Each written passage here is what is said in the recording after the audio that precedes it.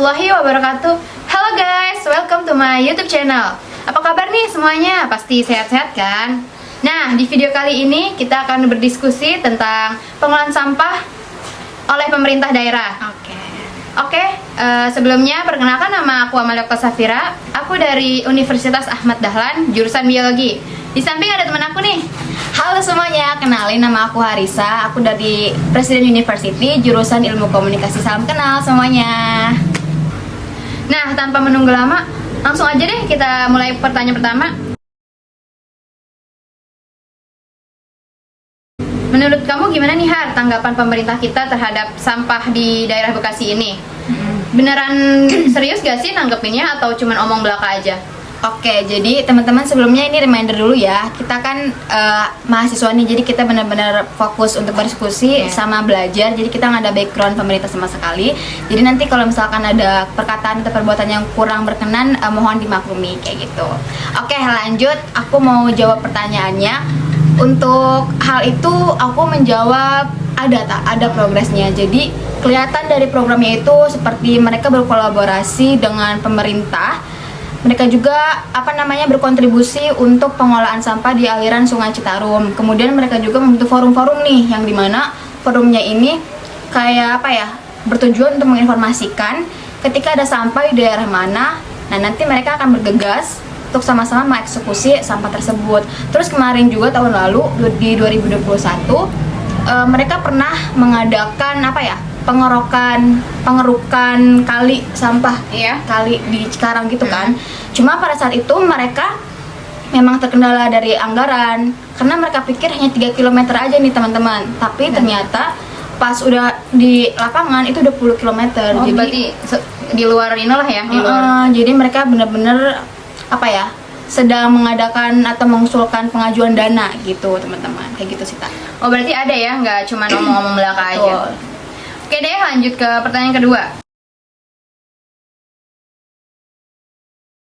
Nah, kira-kira upaya apa aja sih yang harusnya dilakukan pemerintah daerah untuk kegiatan tersebut agar terlaksana secara efektif? Oke, untuk upaya pasti sudah kita lihat dari program-programnya tadi Tak, karena udah ada forum, terus ada kontribusi juga, udah mau melaksanakan pengerukan sampah juga di kali.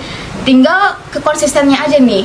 Kalau misalkan konsisten, pasti nggak ada nih pertanyaan kayak gini, nggak ada nih kayak misalkan kebingungan dari masyarakat gitu. Ditambah juga support dari masyarakatnya kurang, jadi kayak belum balance gitu loh antara masyarakat dan juga pemerintah yang ada. Jadi mungkin lebih diaktifkan kembali kayak gitu. Sebenarnya upaya-upayanya tuh udah ada ya, cuman emang dorongan dari masyarakatnya juga ya kurang support, terus juga anggaran kayak tadi tuh sulit. Oke, udah dijawab ya sama kakak kita. Lanjut ke pertanyaan selanjutnya ya.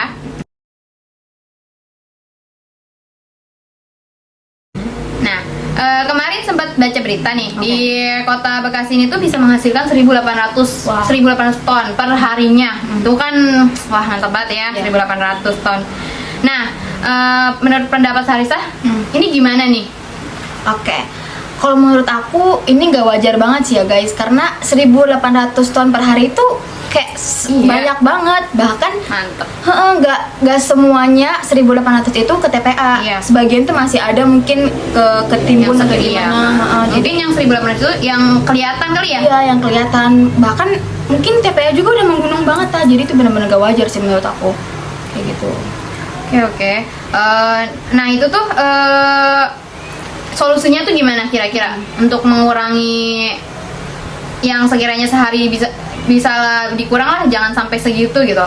Oke, kalau kayak gitu mungkin lebih ke upaya masyarakat juga kali ya, karena kesadarannya juga ya. Karena kan sampah itu kan dari rumah tangga juga ada, jadi dia ada rangkaian pengangkutan sampah itu dari rumah tangga ke tingkat RW sampai ke TPA. Jadi mungkin lebih aware lagi nih masyarakat sama lingkungan yang ada, memilih-milih sampah-sampah yang memang bisa didaur ulang, jadikan kompos, sama yang memang nggak bisa diuraikan. Jadi beban sampahnya itu nggak bakal numpuk kayak gitu. Jadi kesadaran dari kalian nih guys yang diperluin banget untuk memajukan daerah kita juga. Betul banget. Oke, kita lanjut ke pertanyaan berikutnya ya.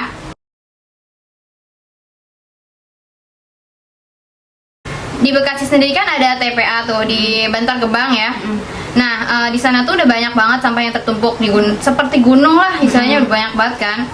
Kalau misalnya setiap hari terus dihasilkan 1.800 ton, kira-kira bakalan ada dampak buruk gak sih ke warga sekitarnya? Oke, itu pasti banget ada dampak buruk. Namanya juga kita hidup di lingkungan yang penuh sampah. Iya. Kak. Kayak kita menghirup udara dari sampah-sampah itu. Entah itu nanti kita bakalan kekurangan air bersih. Terus Iya. itu tuh jangkanya tuh jangka panjang. Kita mungkin nggak kerasa nih pada saat ini, tapi nanti pas menjelang kita tua itu bakalan kerasa. Tambah lagi kan sekarang hujan ya. Iya. Hujan itu bisa ada dua dampak, positif sama negatif. Positifnya mungkin kita bisa dapat air nih buat Iya. dimasak, buat diminum, buat nyuci. Tapi dampak buruknya adalah itu bisa jadi banjir karena ada yang tersumbat atau apa, itu yang bisa menyebabkan penyakit ke warga-warga di sekitar lingkungan TPA itu, tak. Jadi rata-rata malah kebanyakan dampak buruknya tuh ada iya, ya. bener banget. Nah, oke, kita lanjut ke pertanyaan selanjutnya. Di Korea Selatan itu tempat pembuangan akhir tuh dijadikan lapangan golf loh. Oh, Itu tuh kira-kira pemerintah Indonesia harus ngikutin kayak Korea Selatan nggak sih? Oke, kalau untuk mengikuti pasti bisa lah ya. Kan kita bisa ATM tuh, amati, tiru, modifikasi. Bisa aja, karena kan di kita juga pernah ada inovasi bahwa pengelolaan sampah itu bakalan dibikin ke teknologi gitu. Kayak dibikin diperkecil partikel sampahnya, terus dijadiin energi kita.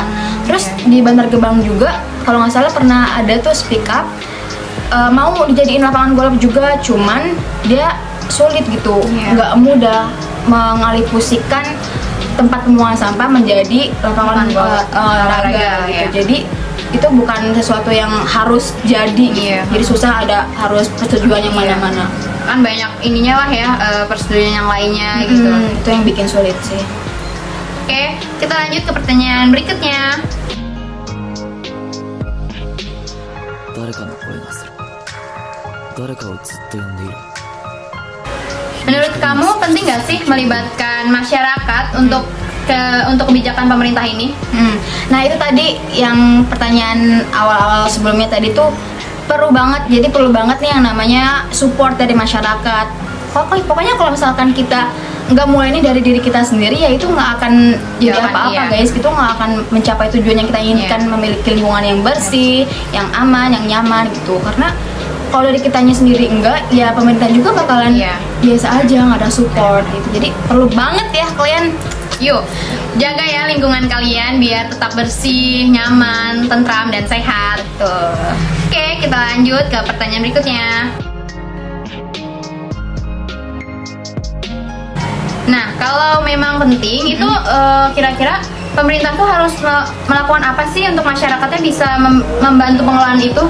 Oke, mungkin untuk membantu kayak tadi sih, memilah-milih ya, sampah mana yang bisa didaur ulang, sampah mana yang memang tidak bisa diuraikan. Karena dari situ tuh hal kecil dulu, baru kita bisa meminimalisir adanya beban sampah yang menumpuk. Jadi mungkin lebih dari rumah tangganya dulu diperbaiki kayak gitu. Dari rumah tangga dulu baru ke yang besar gitu tingkatnya. Oke, ingat ya guys kata kakak Arista nih. Oke, ini ada pernyataan nih di Jepang tuh udah melakukan praktek 3R ya. Itu reduce, reuse, and recycle. Nah, hampir semua warganya tuh di sana tuh ikut serta gitu loh, nggak yang cuma setengah-setengah gitu. Di sana tuh mendukung lah istilahnya ya untuk negaranya maju. Tetapi apakah di Indonesia ini tuh bisa nggak sih kayak di Jepang gitu? Oke, kan seperti yang kita ketahui ya, di Jepang itu orang-orangnya kerja keras, disiplin, kinerjanya juga bagus. Jadi kita nggak salah kalau mengartikan kebersihan di Jepang itu karena kepribadian masyarakat itu sendiri. Karena kan memang mereka disiplin gitu. Ditambah mereka juga punya pemerintahan yang support, jadi masyarakatnya support, terus pemerintahnya juga support, sampai mereka punya kolam selokan gitu ya, yang bersih banget, selokan bersih yang Indonesia ada kalau ikannya. Iya, makanya kita nggak bisa nyalahin Indonesia bisa atau enggak, itu mulai lagi nih dari diri kita sendiri. Kalau kita udah bisa menjaga dan membuang sampah pada tempatnya itu udah bagus banget. Karena kan kita juga kadang ya suka acuh gitu, makanya bahkan sampah kecil aja kita kadang cuman sampah kecil. Iya, nah itu lebih ke awareness-nya aja, kesadaran diri masing-masing. Bisa pokoknya kesimpulannya adalah dari kita sendiri aja kayak gitu. Dari diri kita sendiri tuh harus mengadakan apa ya? Harus adalah ya. Betul, harus ada Wah, harus kesadarannya. bersih nih kita nih. Sampah sekecil apapun itu bakalan menumpuk, bakalan resiko lah ya kalau misalnya terus-terusan kita. Iya, nggak dibersihin Iya. itu bahaya banget guys. Oke, karena tadi merupakan pertanyaan terakhir dari kita cukupkan sampai di sini ya. Semoga kalian bisa belajar dari yang tadi kita ini ya kak, dan menerapkannya di kehidupan sehari-hari. Betul. Akhir kata kita ucapkan terima kasih dan wassalamualaikum warahmatullahi wabarakatuh. Dadah, terima kasih.